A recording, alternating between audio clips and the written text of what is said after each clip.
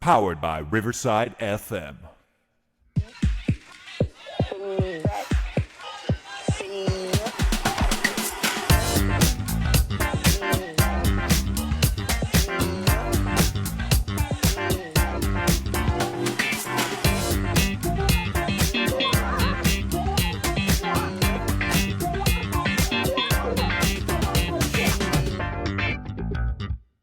And just like that, Jimmy, we're back.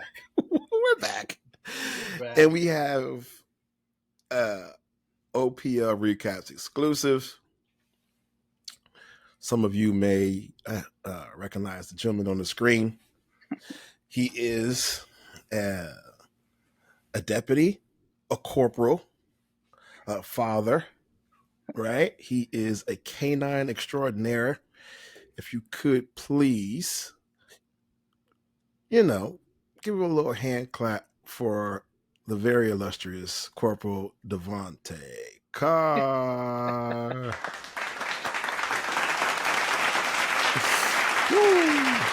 Well, thank you for being here, man. I know you got a very, very, very, very busy schedule. We've been trying to get together for weeks now, huh? Man, it's been a whirlwind. Dude, I don't know how you are even upright, man. You got a lot going on between work and home and some of the other stuff we're talking about off air. How you feeling? I'm good. I'm tired, but I'm here. As everybody on the screen. Yeah, man, yeah. Man, it's nonstop. Me and I'm technically off today, but I'm not. Jim, Same thing. We were in the studio last night doing our thing, and here we are again today with you. So we're very happy to be here. Jim, what you say? How you feeling, bud? Feeling good. Another day, It's Friday. That's a good thing. And we're all breathing, smiling, and doing our thing. Yeah. Well, I guess, unless I edit this out, I guess this is airing next Friday. Whatever. It's all right. We'll make it work. All right, so we're gonna jump into it. I got some questions for you because we're doing a quick interview. We know you don't have time to lollygag around because you're a busy fella. So, for those who don't know, if you were to get into an elevator on the first floor, and you guys are going to the 60th floor, you had 60 seconds to talk to somebody in the elevator. Would ask you who you are. What would you tell the person in the elevator? Give me your elevator pitch about you, your life, whoever, your career. Who is Corporal Devontae Carr? Man, so much to say in so little time. Small town kid. Grew up in North Carolina. Moved to South Carolina. Went to the Army for 5 years in the Army. Came back out. Got into law enforcement, and I've been doing this for 8 years now. Been canine for right at two. Had my dog for 2 years. Like I said, just a small town kid, just out enjoying life. Doing my thing in law enforcement. Okay. All right. There we go. Short And I dabble in dadding, on my days off. Hey. That's the Jim, fun part. The fun part. And a full-time job. So you talk about dabbling. Yep. That ain't paid overtime. That's just no, it ain't. It ain't. No. No. So what was it like in the Army? I saw you were in a traffic team. What all? So I was on traffic for 2 or 3 years, but it was great, man. I had fun. Army is what made me grow up. It makes you grow up really fast. You get into it and things happen where you gotta go roll with the punches. Like I said, I was traffic. That was fun. I thought I was gonna be a traffic officer for the rest of my career, but getting out and it's like, you know what? There's actually other things to do in law enforcement. So then I got into the dog stuff, and here I am, man. The dog stuff is totally different, black and white from traffic, man. It's go out and writing seatbelt tickets and speeders to we're tracking a murder suspect in the woods. So totally different things, man. But both I enjoy running traffic. I enjoy, tracking and doing things with the dog as well. And you guys have how many canines in your department? So now we've had a couple retirements of some dogs. We had 3 retire in 3 months. We had a couple dogs that were aged out, and a couple guys that left. They left the agency and they went to other agencies, so they retired their dogs out. So now we have 2 patrol dogs and 2 bloodhounds. Yeah. Total Right now. Right now. We got a couple guys in training with their dogs, and they'll be back in 2 months. But for right now, yeah, we have 2 patrol dogs and 2 bloodhounds. We have 1 dog on medical right now because he overheated. But that's what we got. That's what we're working with right now. We're rolling with the punches. That's what I said earlier. Roll with the punches. All right. So you and BJ are the 2 patrol dogs. No, so he actually ended up taking another job at another agency. He's gone. Yeah. Oh, yeah. Okay. That's the one who left. Okay. Yeah. I don't know if we could talk about it. Can we talk about that? I don't know. We can talk about it. I mean, he just took another career field, man. Another agency offered us something and he took it. So, they retired his dog out, and I talk to him pretty much every day, but he just took another career field. Okay, so hold on. Right, because I feel like I just saw him like last week, but it wasn't last week, clearly. No, it wasn't. He's been gone for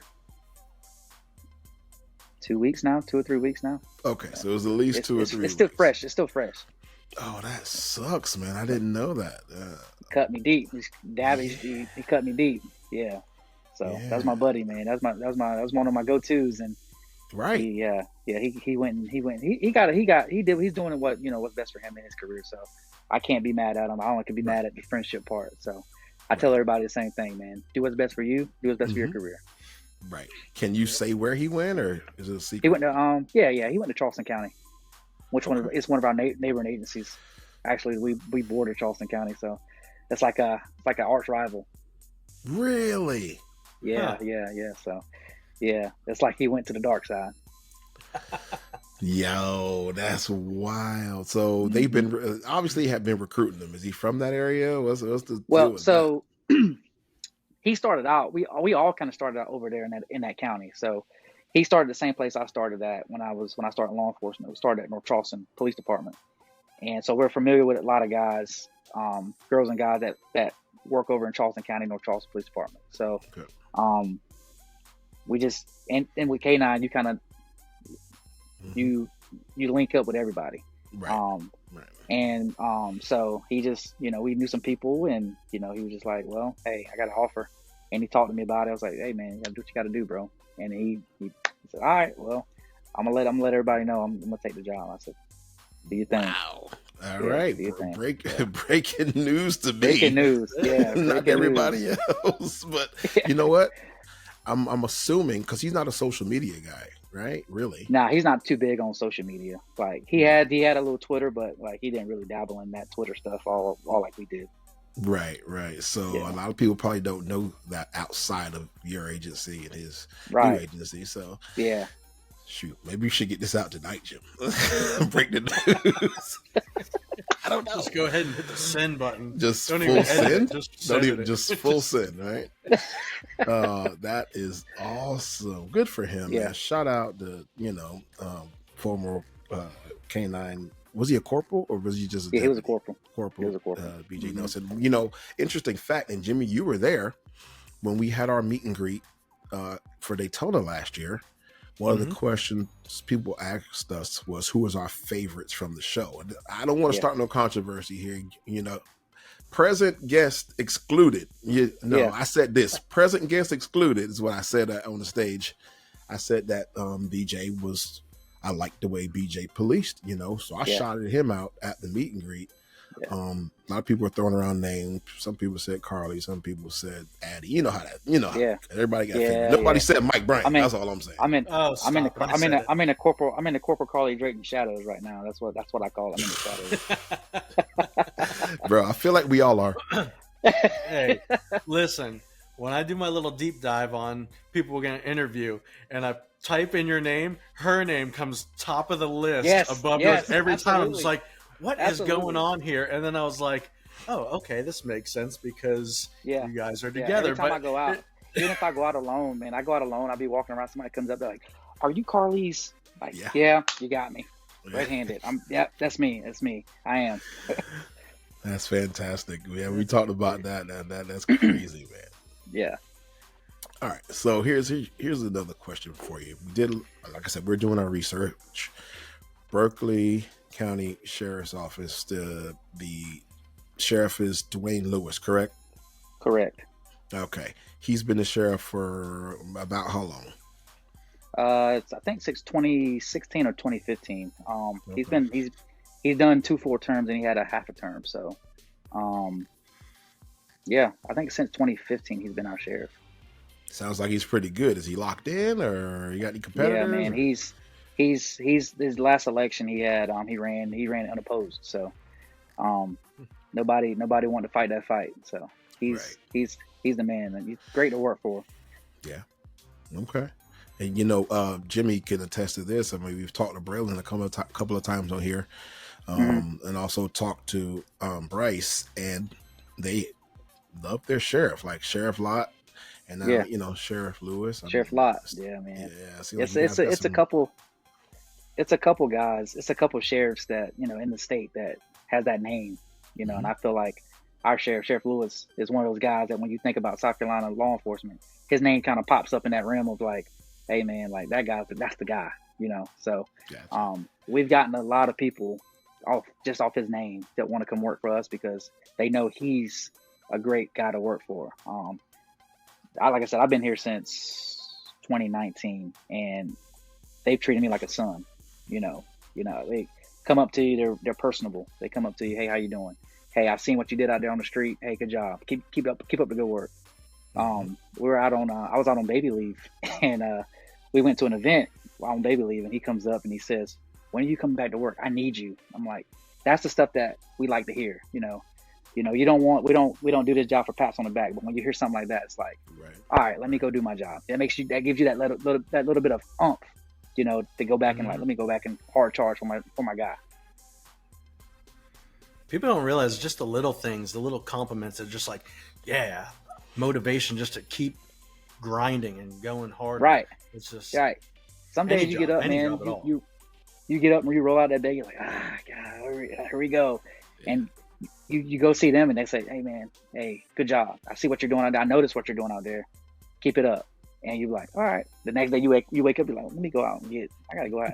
Sheriff said, hey, he said good job, and let me go out and do my job real quick. So come on, baby, like I said, it's good to hear. Yeah, no question about it, man. You're telling the truth. We got a smaller agency. You're talking about a 1,200 square mile place, and you have how many deputies there? Right at 210. Right at 210 sworn. Oh wow, wow! So and we're looking to add. That's like the opposite of you, right, Mike? So what's like maximum staffing? What can you? I couldn't tell. I actually I don't know. I have to talk to the recruiter, which is also Corporal Carli Drayton. Stop it! Are you serious? I am not. I'm dead serious, man. Well, perhaps you could set up a meeting with her and figure out. Yeah. She had to put me on her schedule and make sure I can get in her office and actually see her. She might be busy signing autographs. She might be. That's crazy, bro. We'll get back to autographs in a second, but do you realize, Jimmy, that Daytona has 237 sworn? Yeah. And we only got a 10 by 10 area to police. Your parameters are so small compared to that. That's insane. Yeah. And we're the second fastest growing county in South Carolina. We're second to Greenville County, and like it's blowing. This county is expanding really, really, really fast. It's a lot going on, and you come here, you see everything just popping up. You're like, what is another neighborhood, another this, another that? So, we're doing our thing. We're keeping up as fast as we can and answering calls as fast as we can, but we definitely have some room to grow. Lots of room. Yeah, 1,200 square miles, man. Yeah. So like, it's kind of split up. So like the south, we split it up south and north. The southern part of the county is where the population really is. That's really populated, congested, kind of the city area. Our northern part is kind of the rural, spread out kind of area. So a majority of our calls come south than up in the north end. So the north end kind of people, they kind of handle their stuff by themselves because they know they out there kind of like 45 minutes out, so they handle stuff themselves. So we got a little saying this: if a call comes out north end and it's serious, it's serious. You better go ahead and truck it up there. But your south end call, that's your normal hustle and bustle kind of daily calls that you always get. So being that there's only 2 canines, are you technically like always on call? No, so we got 2 patrol dogs and my sergeant. So my sergeant is 9 to 5 throughout the week, and I work a 2P to 2A schedule on my rotation, and we have another dog that works 2P to 2A on the opposite schedule. That's the other dog that has a single purpose narcotics dog. So we kind of just roll the punches. Hopefully, if anything major comes out, I'd probably have to get up and go. But if it's something simple as somebody needing a dog for a car sniff or something, he can do it. Or we have neighboring agencies. There's agencies with 8-9 dogs. So a lot of times we do mutual aid with other agencies. So if they don't have a dog on, I go to them, and vice versa. If we don't have a dog on, they come to us, and that's how we kind of work it. So it's not too bad, but we got a lot of help as well. They know what the situation is, and it's a brotherhood. They know dogs. Everybody fights for usages in K9. So that's the thing. So if somebody calls you for a usage, you're like, I got it. You can stand down. I got it. That's my usage. Right. Okay. So I was doing a little bit of research and looking at the county here. There's some strange names. Possibly the biggest or strangest name of all would be Monk's Corner. That's in Berkeley, right? Oh yeah. Yeah, that's in Berkeley. That's actually the capital. Yeah, the capital of South Carolina. No, that's Berkeley like County. We call it the capital of Berkeley County. I'm about to say that's where all the county admin stuff is in Monk's Corner. Oh, okay. So they live in Monk's Corner. A lot of people do. I guess it's a nice place to live. So it's one of them. It's one of them places where it was a small town originally, back in the 90s, and when I was a small kid. And then the 2000s hit, and it pops up, and now it's a growing city. So, they have I heard you mention, they do have their own police department. I think they have about, I'm gonna say somewhere near 40, 45 cops.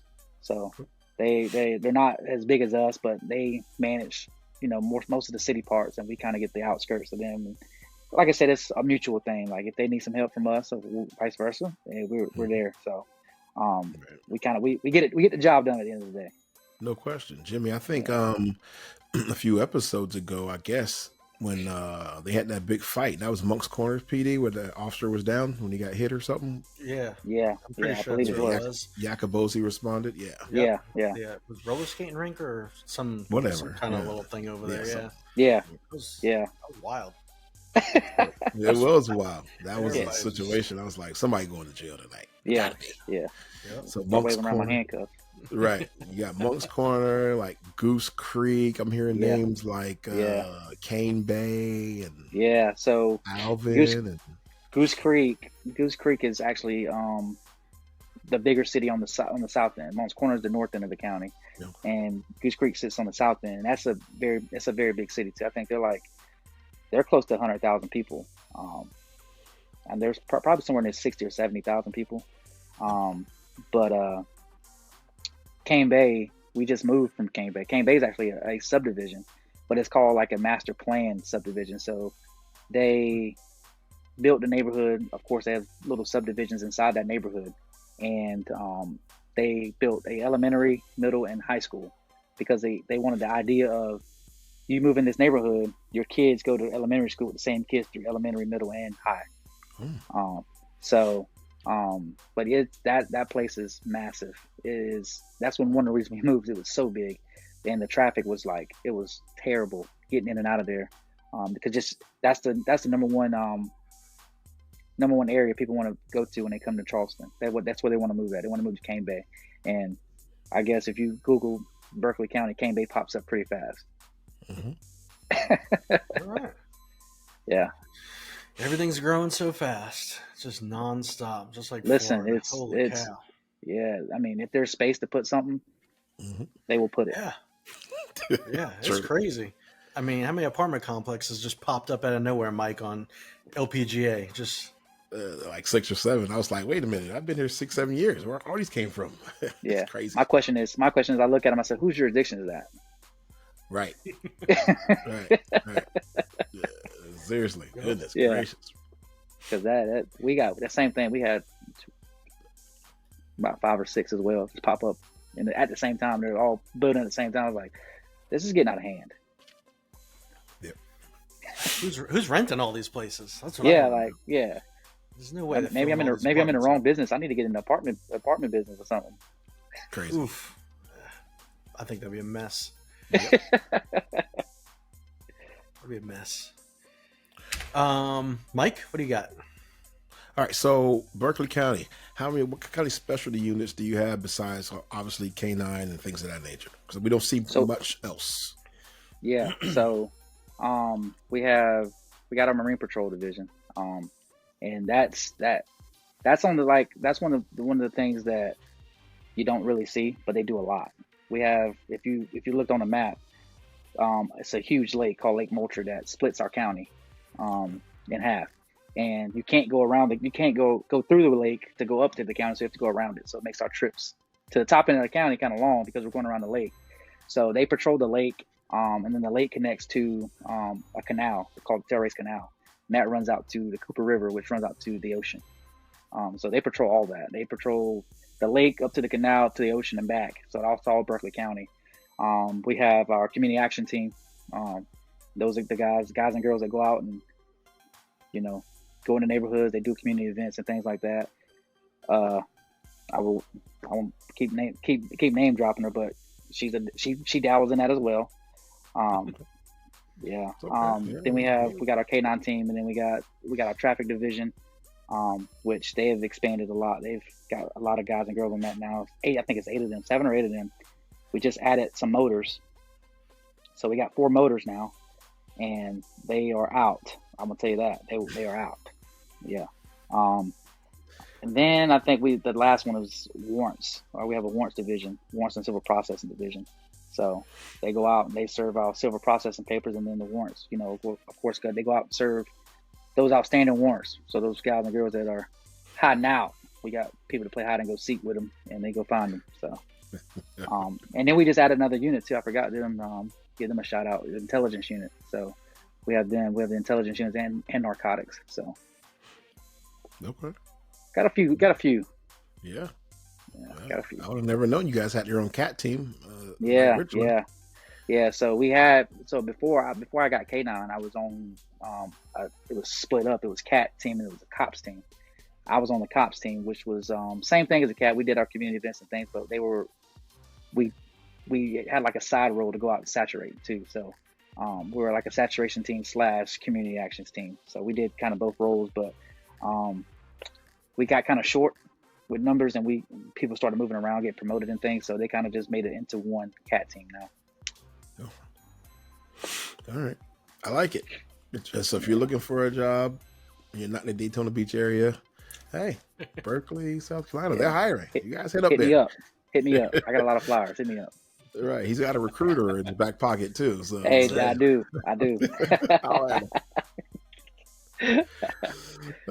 Jim, what you got? So the big question is, working with your girlfriend / soon to be wife, how is it taxing? Is it stressful? Like, what's it like? It's actually hearing her on the radio and then maybe saying, "Oh, like she needs my help." Like, can you just be like, "All right, I'm gonna go help her out," or is that like, how's that work out? Is it a thing? It's funny you say that. So, as far as like day-to-day operations, like we work together a lot, but we're professional, of course. I see her on calls, she sees me on calls. We do our job, right? Some days we've even rolled double, and saturated together. So we go to work, home's home, work is work. We out to, hold on a second. Define saturated for the people who don't know what you mean. Saturation. You said you road double and saturated together. We want to make sure there's no misunderstanding of OPL recap. I bit my lip on that one. I bit my lip. I was like, don't say nothing. Right. I saw your face. So we go out and we have these, we call saturation nights, where we get together. They put out an email and we get together, and it's a bunch of guys and girls that go out and we do a little policing. Some people you wolf-pack an area. Yeah, and a lot of it's like kind of a morale boost as well. Some of the patrol guys get to come out and they do those nights with us, and that's a night for them to get away from calls for service and actually do what they like to do. Some people like to get into it and they like a little police, and we go out and we have a couple nights. We actually got one coming up, and we're gonna go out and we're gonna do some things. But we've done that, and as far as like hearing her on the radio, there's been a couple times where she's been fighting, and it was actually one on OPL where she was breaking up a couple. It was on TV. It was on I forgot, a Friday or Saturday night, but she was on, and she made contact with a party, and it was two people fighting, and she ended up tasing the male half. And I was on a traffic stop, probably 7 to 10 minutes away from her, and I can hear her voice, the transmission that she put out, and it wasn't like, hey, give me another unit. It was like, they're like, hey, you 10-4. She was like, where's my nearest unit? And I can tell in her voice, I was like, something's not right. So I instantly was like, you good? I got to go to her, because I already know. And we have a running joke that everybody knows when I'm worried, I'll say on the radio, where's she at? That's my go-to. She says something, where's she at? And they'll whatever. But I went to her, and that's the actually first time I can say in my law enforcement career I blacked out. And I told her, I was like, something's got to give. You gotta stop this nonsense. So it was it has its days where it's like, and I'm not interrupting. I'm not laughing at you. Yeah, I know what you're talking about when you said something's got to give. So so what you do? Back up off the road a little bit more and jump into the other spot, or is it? Yeah. So what happened? She took another position where she's kind of like, she's not so much in the limelight of working the road so much. She's kind of like side gigging in the office and stuff like that. And like I said, we're supportive. I told her, I said, hey, do what you really want to do, because this is your career, right? But there's other things to do. Like, you got to leave the running the gun, and one of us can't run a gun. And I'm sorry, I got a K9. I'm not giving him up. So, nose goes, you lose. Yeah, nose goes, you lose. So, but she took that role. She took that role, and but like I said, she still comes out. She'll still work the show and stuff like that. On her Friday or Saturday night. But she's not so much on the road doing that running and gunning like she likes to do. Right. Okay. I got you.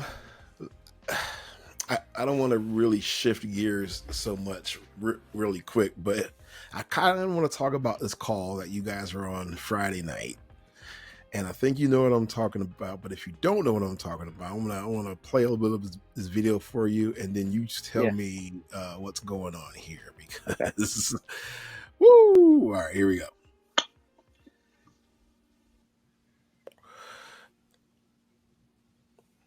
Went to the house next door and is recently separated Can from you his hear that? Yeah, I can hear it. Advised that she thought he may have possibly committed Signal 21. Just advised that the man is home, he is alive, and yelling out of the front door. We're still trying to gather further. Roll down the window. Roll the window down. Put your hands on the steering wheel. Put your hands on the dashboard. Don't move. Do you understand me? Do you understand? I see what he's doing. Don't you move. You understand, passenger? Yeah, but he's reaching around for shit. Just watch him for. Look at the smoke pouring out of that car.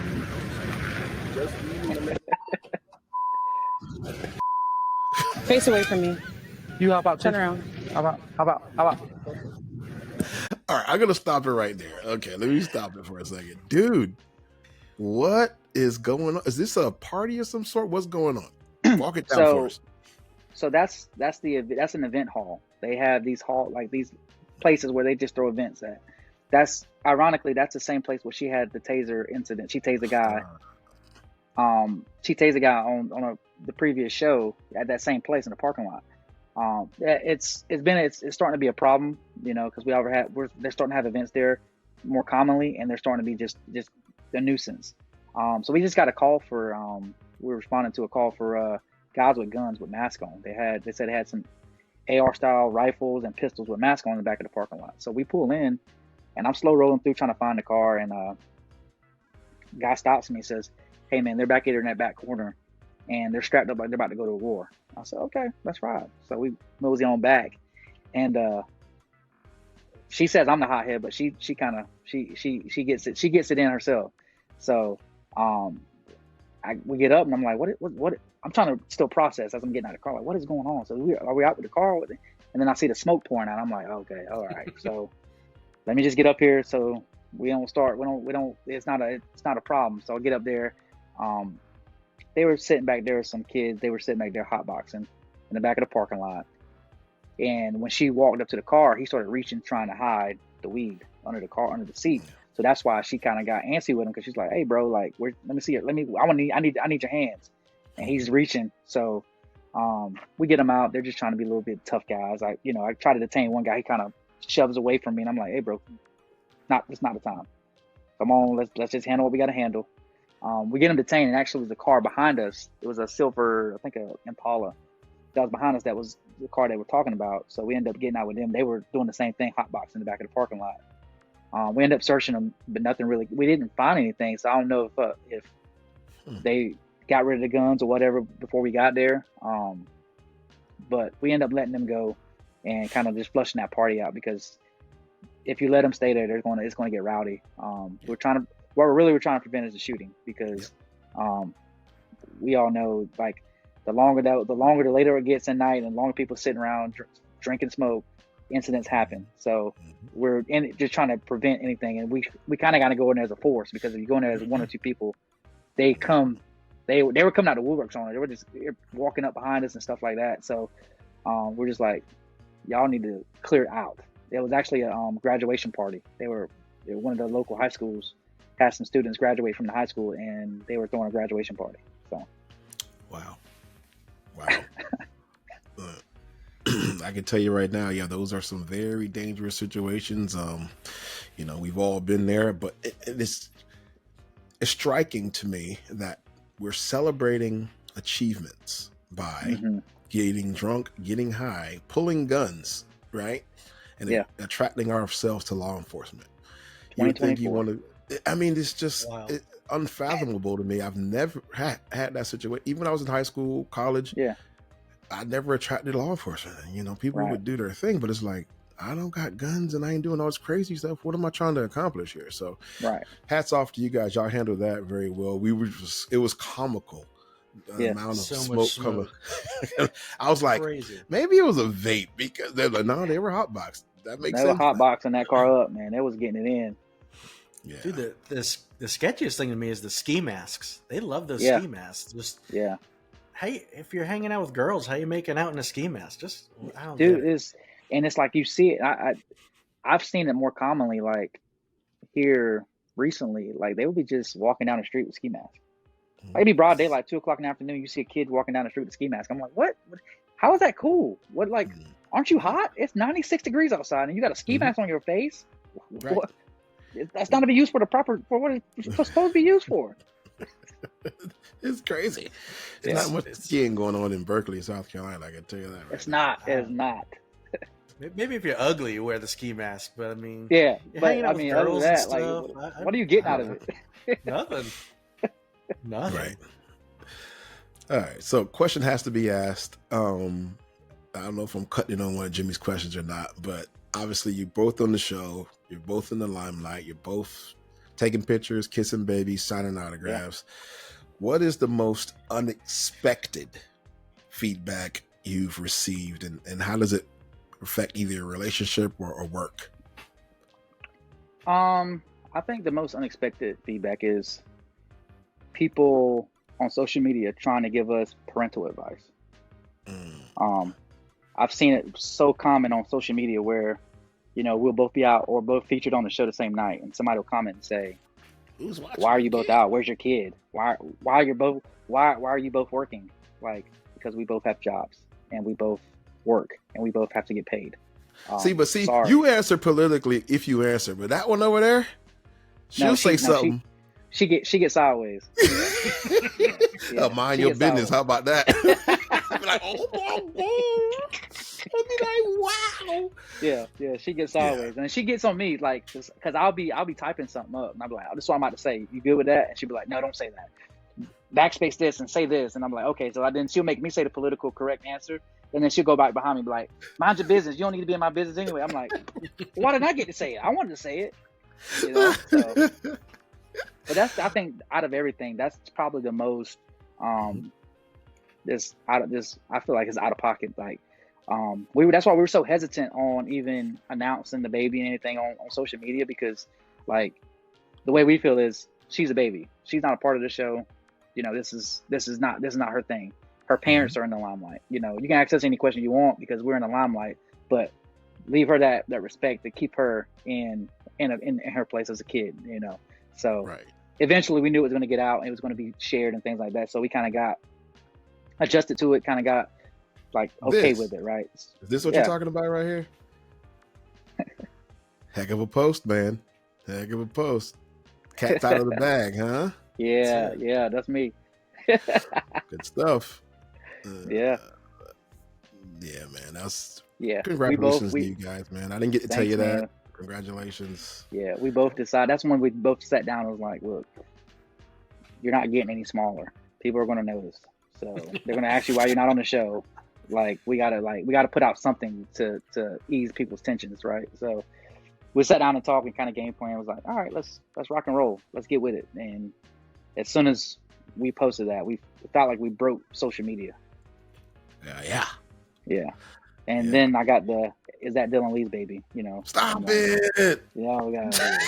Oh my God! You don't know how many comments I've gotten when we first posted that, and throughout the time that she was even pregnant, that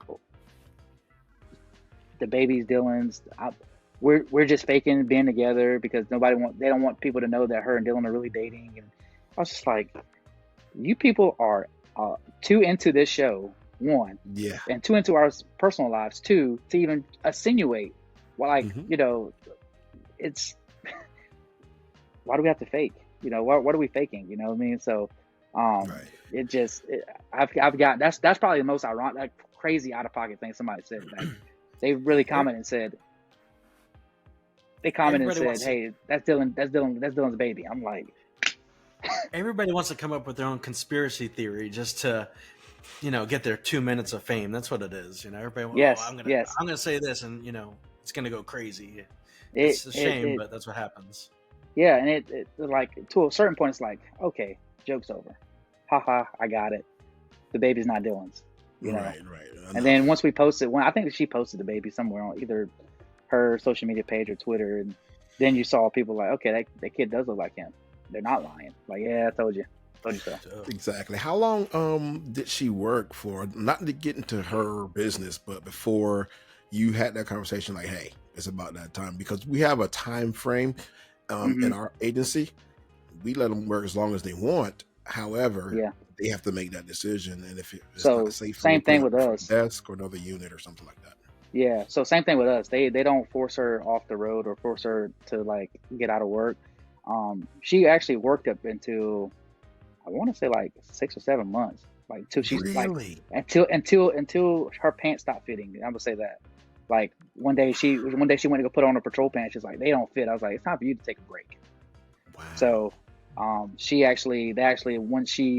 that happened, they put her in the office, and she was in Office of Professional Standards, which is there you go. Yeah. They don't want to tell you that. They don't want to tell you that because it sounds bad. IA sounds bad. Office of Professional Standards sounds really, really, you know, that's politically correct, you know. So they put her in there, and she worked in there for up until she actually gave birth. Like I think one day we went in for a visit. She was at work. She was on her lunch break. We went in for a visit and got in. They're like, "Oh, you're gonna have a baby today," and she's like, "What? I'm not prepared." We're like, I was like, I'm not prepared. I'm in uniform. So I had to. We had to rush. Like literally, we already had the bags packed because we knew it was coming. But she had to rush home, get everything packed. I had to run up to Monk's Corner to drop Odin off at the kennel, and then drive home and get changed, and then drive her to the hospital. And the whole way up, I called my sergeant. I was like, hey man, you have to come into work. He's like, what's up? I was like, yeah, I'm having a baby today, so I gotta go. Thanks. Have a good one. Hang up and take off and get the dog up there. Odin's head spinning when I put him in the kennel because I put him in so fast. He's like, what is going on? I'm like, dude, I gotta go. We're about to have a kid. So and she worked up. Yeah, she worked up all the way until she had the kid. She had the baby. Look at old Odin right there. Look at him. He's a good boy. Yeah, I love those patrol cars too. Them patrol cars are nice. All the blue lights. I like when you guys roll through someplace and they're all lit up, so you can see everything. I'm like, man, that's just a game changer right there. The way it's so lit up. I'm so jealous. And we take pride in the vehicle fleet, man. We like to. I think we're probably. I've heard it from different agencies, man. The top 5 liked police package, fleet in the state. People love. I mean, we got a lot of lights. They put a lot of money in those lights. And the new Tahoes, man. We have a lot of new Tahoes. We got. we're in the process of marking 30 more right now, 30 or 40 more that we got that we're marking up and putting them on the road.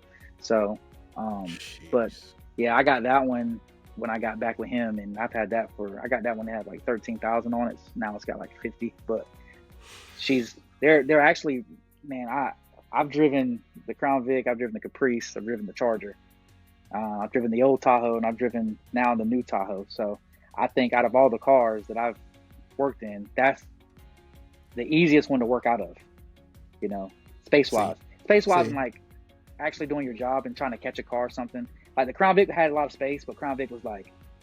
Man, it took you some ages to catch a car when you're trying to turn around or something. So that one still got the little oomph it needs, and then it still has that space you need to work out of. So especially with a dog. I'm so jealous. Now he just stunting on us now, Jim. Oh, I drove a Charger. I drove all. I don't even know what a new Tahoe smell like. Boy, that must be nice, boy. Hey, look, again, for anybody out there, we're hiring. Get your new Tahoe. He recruiting us right now, Jim. We about to move this podcast inside of Berkeley. What? It's better than Mike's old. Would you have a Fiesta for a couple weeks? When I first got to CID, I turned down a unmarked Malibu for a Ford Focus is what I was driving with lights and the radio in it. Can you believe that? Oh man. Hey, I won't put the picture of that car on here. I won't do it. It's not fair. I'm about to say, where's the pig? I need to see it. I didn't want. It didn't happen. Oh, that's great. Oh man. Good times. What else you got, Jim? Anything? I was looking through some stuff and I saw you had the guy that escaped into the national forest. Yeah. That was crazy. I mean, what was a couple days he was out there and you went out there? So, ironically, it was a Tuesday, so we're in training. And we heard I heard the call come out, and we were getting calls about it all day. And you get those calls where everybody's calling in because they think everybody's that guy. So we heard the initial call go in, and we doing our thing, training and whatnot. We just had a radio kind of on, we kind of sideways listening to it, and I just stopped and I was like, the channel emergency status, so channel 33, and they're like, hey, they're 1080 on foot, which is they're in a foot chase. And I said, okay, and I asked the questions like, what do y'all got? And they're like, yeah, we're chasing the fugitive. I was like, can y'all confirm it? And we already had started running out there. We're running code out there to them. And they're like, can you confirm it? They're like, yeah, we got him. I got his dog tags. I was like, oh, all right. It's real. Okay. It's real. So I'm the first dog on scene. So I started the initial track for him in the forest. Me and Odin tracked for 35 minutes out in that heat and that forest and the thickets. 35 minutes and he wanted to go more, but he was spent. I could tell he was spent. So I was like, I need to stop. I'm not gonna overheat him. I'm not gonna put him in danger. So I'm gonna stop the track here. That time BJ BJ pulls up about as I'm finishing up, and I held what I had, and BJ cut a different area. What happened was, me and BJ's tracks paralleled each other. And what we think was he was in between me and BJ's track, in that area, but our dogs couldn't. We were trying to source it, but we sourced it. Actually, me and BJ's track went up and paralleled, and then he made a right-hand turn out of the woods, and I think another dog picked that track up, crossing the roadway, and we ended up losing it on the other side of the road. I stayed there until that night, and then ended up going home and getting back up at 5 and going back out there. And then we did a grid search, and about 6 o'clock the next night, I was doing an article search for a phone that he had dropped, and the call came in that somebody saw him in the backyard in the shed. And again, I was the first dog on scene. I was the first dog on scene, but we had a different game plan. SLED, our South Carolina Law Enforcement Division, they have dogs too, and they have bloodhounds, and they have a bloodhound tracking team. So we were like, all right, let's make a game plan. This dude's out here in the woods. Let's put a bloodhound down, which is a little bit better at tracking than one of the shepherds or Mal's, and let's go find this dude. So I ended up being on the tracking team with the bloodhound, and we tracked him for another hour and 30 minutes, and they made contact with him as he was. I think he sprained his ankle in the woods, and he was kind of limping, and they actually made contact with him and challenged him. He gave up, got him out of the wood line, and a 2-day manhunt and for that guy. So it was taxing, man. It was a lot, Right. especially we had probably over 30 dog teams out there from different agencies around us. Oh, so it looks like they got some serious bloodhounds with SLED, huh? Yeah, man. Yeah, those dudes are they get it in, man. They get it in. God bless. Hats off to SLED for that. Yeah, no question. Wow. Yeah, I remember seeing there was a post or something with you about going into the woods. That's pretty cool. K9's not for me. Yeah, Jim knows this, we just had one, man. We just had a track for a murder suspect just the other day, and I tracked up to the back door, and he tracked to the back door, and as I was tracking up to the back door, SWAT team was challenging him at the front. He ran back inside the house, so we in K9 world, that's a successful track because I tried to do to his house and we could confirm that he was in the house. So tracked up there, tracked to the back door. They were making contact. He comes out, runs back in the house, and we end up calling him back out, and he comes out and gave up and everything like that. And we recovered the murder weapon. Ooh, that's an apprehension, baby. That's a good one right there. Put a plaque on the wall for that one. I love that, man. Good stuff. Yeah, absolutely. Yeah, you know what, Jim? I'm late on the sounder. It's my fault.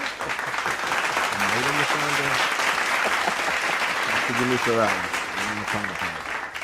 one. So we don't want to hold you all day. We know you got things to do. We know you've been running around and all with your little St. Louis jersey or whatever on, like man, your they got me out the streets. Looking like a baseball player right now. That's what you look like. Here, man. I'm glad we did this because it got me out of spending all my money today. I was out there. Got me out there sweating. I'm sweating under my armpits, swiping my card. They were out there hurting the baby. They look up. Can we get it? I'm like, I can't say no. Here. Yeah, we can't say no. Yeah, we got a couple more questions for you if you got time. No, go ahead with it. Okay. All right. So tell me this: what does a typical day outside of work look like for you? How does it kind of influence what you do on a daily basis at work? So we have a saying in the household. When we're off work, we're off work. We're both cops. We're both busy, and we both hold. I'm not strut my stuff, but we both hold pretty important jobs at the sheriff's office, where our job can get us called in, at any given time, right? So when we're off, we just like to hang out, man. I play my PS5. We got a golf cart, and we go out and we golf cart ride the neighborhood. We got a little place we like to go up to. It's a little Mexican spot that it's called Cinco de Mayo. That's one of our favorite little gigs, little restaurants. So we go up there pretty often. And the pool, since it's summertime, it's summer in the South, you have to be at the pool. Like the pool and the beach. We got a couple beaches that we like to go to. Sullivan's Island, and then we got Isle of Palms, and then we got Folly Beach that we frequent a lot. Her family lives 10 minutes away from Folly, so we go out there to see her family. We hit the beach, and we hang out, man. But yeah, that golf cart is where it's at. If you don't got a golf cart, invest in one if you live in the neighborhood, because we actually live in the neighborhood we're buying a house in, and we drive by the house pretty often just to see what the update says. So nice. But we're just normal people, man. We hang out, try not to be cops all the time. That's the main thing. And it's got to be taxing, right? Because you're out, people see you, see her. I know there's always some weirdos out there, right? Do people come by any of the stations? I mean, give me a story. What weird has happened with you two off duty or something like that? Whatever you got. I'll give you one that happened to her. While I was at the office. Somebody flew in from New York and came to the office to say hey to her, like just to say hey. Didn't want anything, just wanted to fly in and say, hey, I'm in Berkeley County, I want to say hey to you. I came to the office. They came into our sheriff's office to the front desk and was like, is Corporal Carli Drayton working? And she comes up and they're like, yeah, we just want to say hey, we're fans of the show, and we knew you were pregnant, so we want to come say hey. And then she asked her, since you're pregnant, are you and Corporal Carr, are y'all married? And she's like, excuse you? I'm like, all right, that's weird. Like that's a little bit overzealous for me. That's too much, right? So that's probably the weirdest thing that's probably happened to us. Like I mean, all too often we go out and eat, or we're out in public, that people come up and say hey, or we go to pay our bill and somebody says, oh no, somebody already picked it up. That's all too often. But the weirdest thing that's probably happened that's probably the top of my list. Probably weird stuff that's ever happened to us. Again, somebody seeing us in public and they like reach over into the stroller and want to see the baby, and I'm like, what? First of all, that's weird for just a normal person, and like now you're making it really weird because you see me, like you mentioned the show, so you know me from the show, and now you're reaching in and looking at my kid, like, stop being weird. Continue to shop. Go get your groceries and continue down aisle 9. Let me ask you this: the people who came from New York, Jimmy, did they bring gifts like the 3 wise men? Like, yeah. Fill up with gold, frankincense, and myrrh for the baby. That too, man. The gifts, and then like I don't want to sound bad, but like somebody gave her a blanket and it like had like a bunch of cat hair and like smelled like cat pee, and they're like here's a gift. They're like, we wanted to give this so you can put this over the baby, and she like smelled it and she was like, it smells like cat pee, Devontae. And I was like, yeah, don't bring that home. It's too much. Yeah, man. So that's another weird one. I was like, yeah, that can't even get in the car. Don't even put that in the car and bring it home. Just leave that where it's at. No. A homeless person will take it. Yeah. Somebody will like Or it. not. Somebody will like it. I just don't think that's not for us. Sorry. Right. Hey, Oh Lord. gotta draw the line. Hey, OPNation never fails us, man. They come through with the content, that's for sure. I love OPNation, man. It's good. They're good. It's fun, right? But we just got to have a certain line that we got. Like, hey, we can't cross that line, right? Yeah. And sometimes we got people that they jump over it, they hop over it, they run past it, they just disregard it, and they're like, we're over the line, like, and we don't care. Right. Yeah. What are you doing for dinner tonight? Actually, I don't. Why are we even talking about that? I'm not It's telling like the road closed sign. Can I go down that road? Yeah. No, you can't. Turn around, get away from me. Right. Yes. Jesus. Well, if you don't have anything else, Jim, I got one last question for we're going to go be a dad and stuff today. So before we end any of our interviews or sessions, and again, we thank you so much for taking out your time to be with us, because people want to know who the officers are on the show. Yeah. We've gotten feedback from people who are associated with the show. They like this part of the interviews. They want to keep it going because they can't get everybody in studio, obviously. So I'll just ask you this one question. You've been, like you said, military for 5 years, 8 years in law enforcement. Obviously, you've been in K9 for a little over 2 years. You've seen people come and go. You've seen law enforcement change. Going forward with your career, which is a long career ahead of you, what would you like to see happen? Forget politics, forget religion and that stuff. What would you like to see happening in law enforcement? Or what can you shed light on for the new recruits coming into your agency or law enforcement on the whole? I would say this. I would say I would like to, as a whole, gain the trust back from the community. The main thing. All too often we go out and we're just doing our jobs, right? And I think the stigma has been that every cop is bad, and like some kids are raised to say, "Hey, you don't like cops because cops are bad, and you don't give us a fighting chance to reach out and to change a life." I just had a kid, I spoke with a kid a couple months ago, 3 or 4 months ago, and I just tried to change his life. It's like, hey, you're in the wrong situation. Something's gonna happen, and I don't want that to happen to you. So I want to talk to you to try to prevent that from happening. And I just found out that I got an email, and I found out that kid got shot.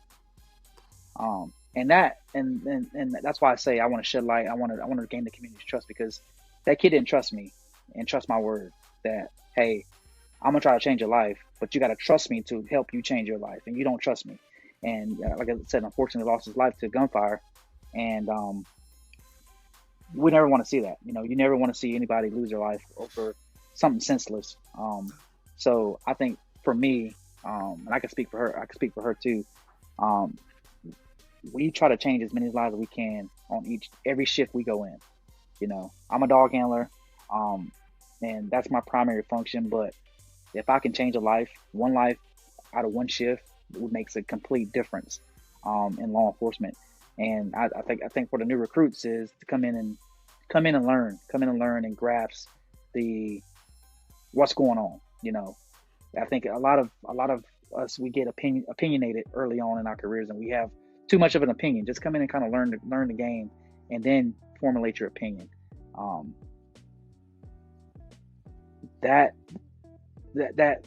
say that the kid getting killed, kind of that one hurt me, because I thought I had him. I thought he listened. I thought he was doing the right thing, and I learned that, and I was like, we gotta do something for the community to trust us, and we do a good job around here in Berkeley County.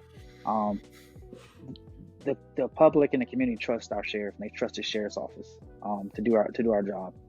That's one thing that I can say that for sure. I could put it on my back and say that happens. That they trust us here, but it's not just Berkeley County, right? It's everywhere, because Berkeley County has crimes related in Charleston County, has crimes related in certain, all these agencies and areas are somewhat related, because these kids rip and run throughout the city. So like I said, I would stand on just gaining the community's trust and gaining the public's trust to trust us and do our jobs.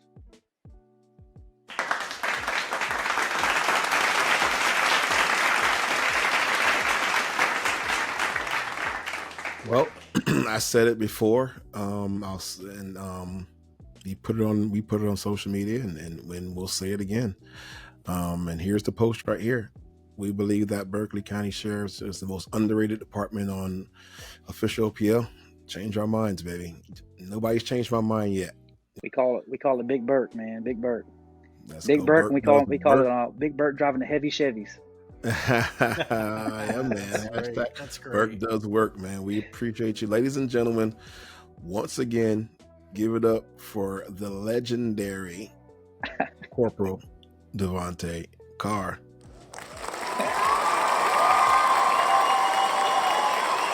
Appreciate you, sir. Thank y'all, man. Thank y'all. It's been a pleasure.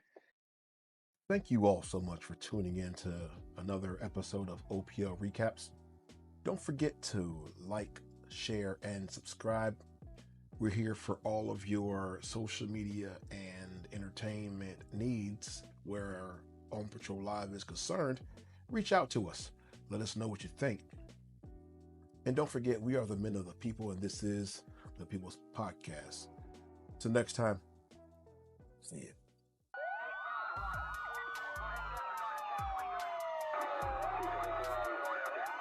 25, that's you out there, and 25, that's you out there also.